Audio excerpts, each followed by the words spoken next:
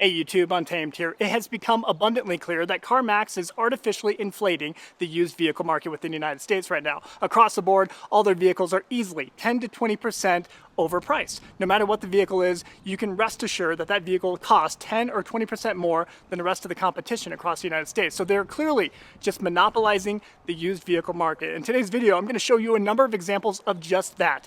They're clearly being choosy with the vehicles that they pick and the vehicles that they hike the price tags on, so stick with me. Carmax has failed to appease their shareholders. With their stock price being down over 25% over the last 6 months, well, they're clearly trying to make up for their losses elsewhere, and well, that's abundantly clear that they're trying to do it with their inventory by overpricing all of their vehicle options. And for those of you who don't know, CarMax generally will prey upon people with subprime credit.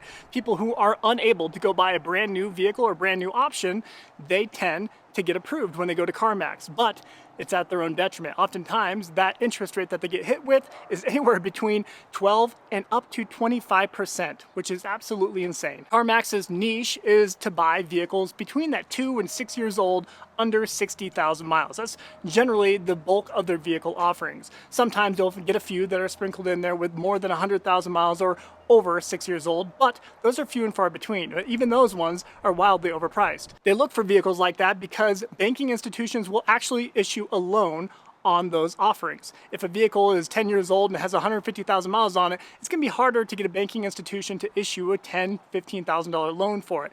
Whereas obviously the lightly used examples, a bank can have a level of peace of mind with giving that money forward for it. And here we have a 2022 Land Rover Defender 110 with 58,000 miles for $47,000.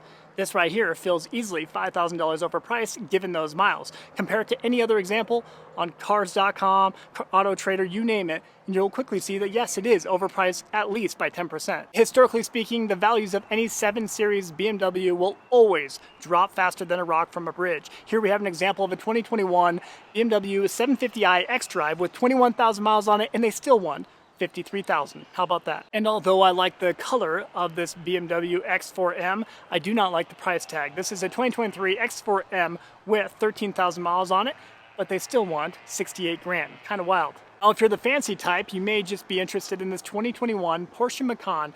It has 52,000 miles on it, and they still want 37 grand.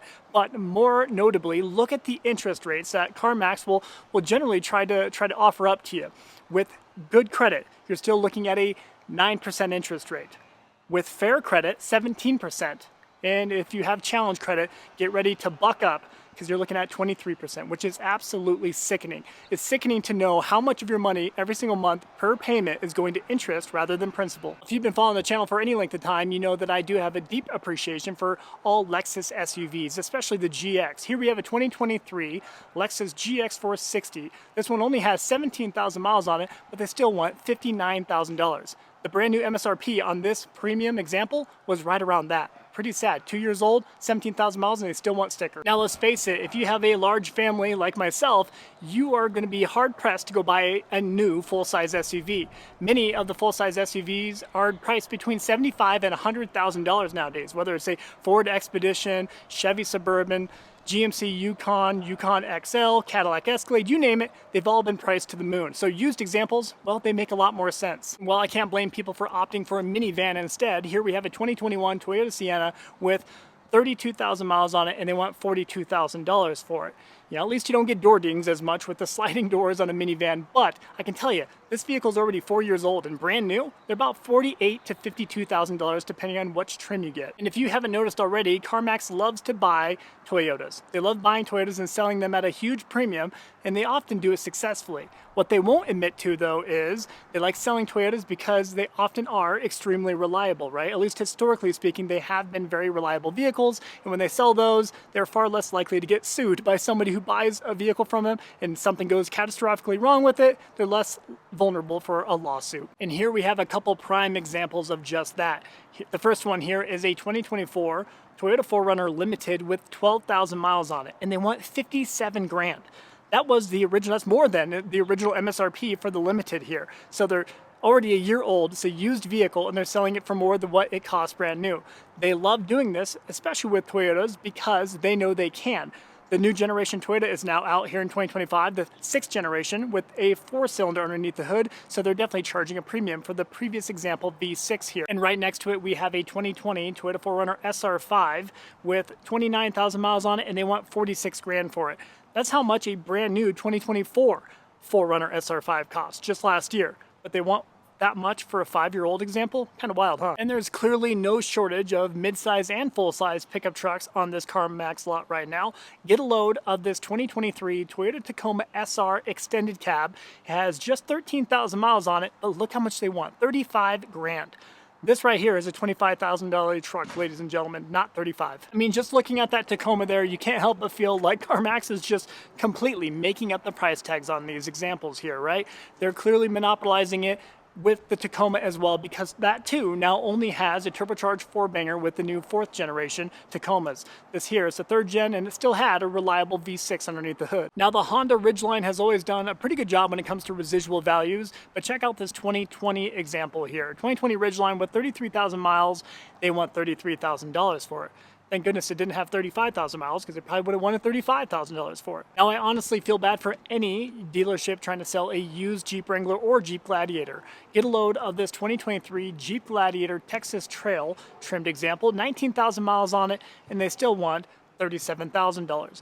This needs to be in the high 20s if they want any chance at moving it. Chevy, GM, Ford, Ram, they're struggling big time right now to sell their new inventory. That's with huge discounts and incentivized interest rates on top. I can imagine how difficult it would be to sell these used examples now.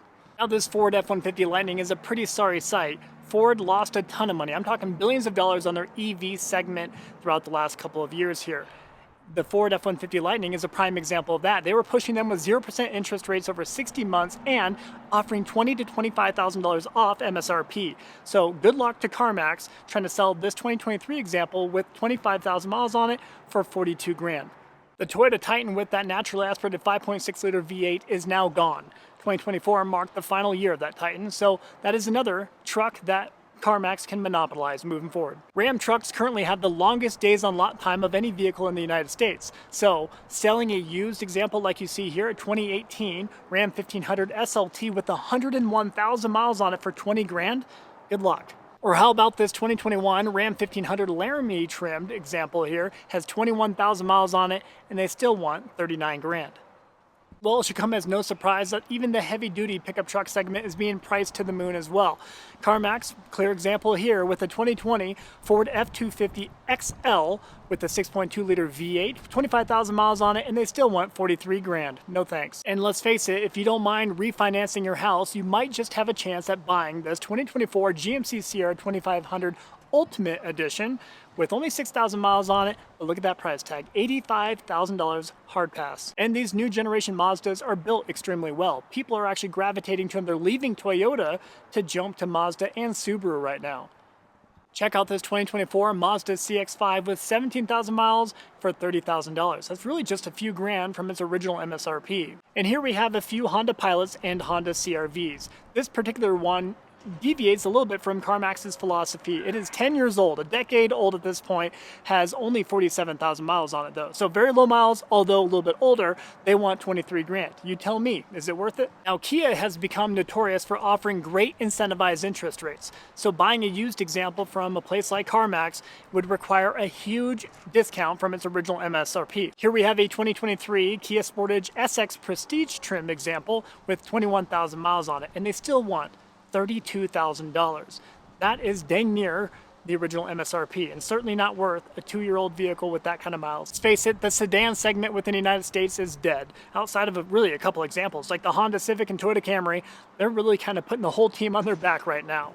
Hatchbacks tend to be doing a little bit better, whether it's a Volkswagen GTI R32 or this Hyundai Veloster. This one here is a 2021 with 36,000 miles on it, and they still want $27,000 for it. Now, the Mazda Miata has proven to be a very fun autocrossing vehicle. I love the color on this one, I love the miles, but for $25,000, I personally would likely gravitate to a Honda S2000. A lower mile S2000 makes more sense to me. And to add insult to injury, I noticed a ton of blemishes, dents, dings, and lackluster repair jobs on a number of these vehicles on this Carmax lot as I walked it today. Just know that this is largely thanks to the increase of vehicle repos that we've seen within the United States. Just between 2023 and 2024, we saw a 23% uptick in the number of repossessions that took place within the United States. 1.85 million vehicles were repossessed last year in 2024. And before that, in 2023, 1.5 million. We're continuing at that same trajectory. So just be very cautious and be very aware of the vehicle that you're looking at. Look at all up, down, around, and underneath to ensure that you're getting a solid vehicle. And the Toyota RAV4 tends to be on Kelley Blue Book's top 10 highest residual value vehicles year after year. Here we have a 2023 Toyota RAV4 TRD off-road with 40,000 miles on it. They still want $37,000. Here we have a previous generation example, 11-year-old example, 2014 with 87,000 miles on it, and they still want 20 grand. Kind of wild. Jeep priced out their target demographic. They hiked up their MSRPs 54% since 2019. Much like every Jeep dealership across the country right now, this Carmax lot has an abundance of them sitting collecting dust. Check out this 2023 Jeep Wrangler Rubicon 392. This one does sport the 6.4-liter Hemi V8, 29,000 miles on it, and $63,000. Man, that feels steep. I do firmly believe that Carmax needs to rethink their no-haggle pricing. And if they are going to stick to their no-haggle pricing, they need to be very competitive, much more competitive than what they currently are. Because don't take it from me, do a quick Google search on your favorite vehicle, look and find the ones being for sale by Carmax, and you'll clearly see that they are 10 to 20% overpriced compared to all others across the nation. Makes zero sense to me. Now Subaru, on the other hand, saw the smallest MSRP price hike since 2019, with 28% being the average across their entire lineup. But I still can't help but feel as though this 2020 Subaru WRX here with 11,000 miles on it, priced at $28,000, feels a bit steep. Now the Toyota Camry has stood the test of time when it comes to resale, and well, clearly Carmax is taking advantage of that now. Check out this 2023 Toyota Camry XLE. Has 21,000 miles on it and they want $32,000 for it. And well, right next to it, we have a 1 year newer example of a lesser trimmed with more miles, but for $26,000. You tell me, is it worth it? Check out the repo lineup. We have a couple Camaro ZL1s, a Charger here on the end, and a Corvette Stingray there in the middle. I actually used to own a Camaro ZL1 back in the day. It was a 2019, and man, 650 horsepower, 650 torque with a manual transmission was absolutely incredible. Here we have a 2023 example with 4,000 miles on it, but look at that price tag. $73,000. Holy cow. Check out this beautiful 2020 Corvette Stingray 3LT. It has 18,000 miles on it and they want $68,000 on it.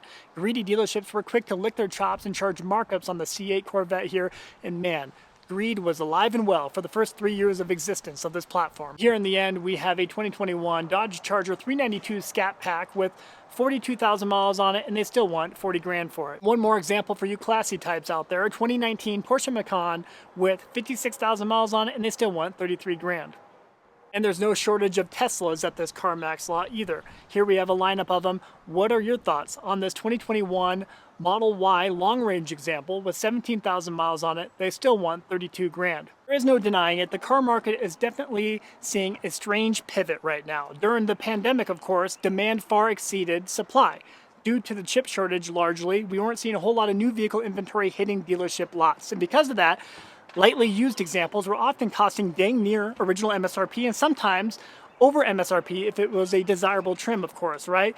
But right now we're kind of seeing the inverse effect take place. Really throughout the last 2 years, we saw that gap spread between used vehicle pricing and new vehicle pricing, the gap spread as it should be. However, right now, people cannot justify the cost of new vehicle inventory. New vehicle prices have gotten completely out of touch with reality, right? And people cannot justify making those monthly payments. So they started to gravitate toward used options a lot more. And that is abundantly clear because dealers have caught on to it and they're starting to hike up the price tags of the used vehicle inventory because they know that that is what is actually selling right now. And maybe I'm wrong, guys, but I cannot help but feel as though Carmax is truly trying to manipulate the market. They're artificially inflating it, they're pumping up their price tags to really have an impact on the rest of the used vehicle market. Tell me what your thoughts are. So I'll wrap up the video there, guys. As always, I sincerely appreciate you taking the time to tune into these videos. If you appreciate this type of content whatsoever, please let me know and please consider liking and subscribing. Your support means a ton, and it certainly doesn't go unnoticed. Until next time.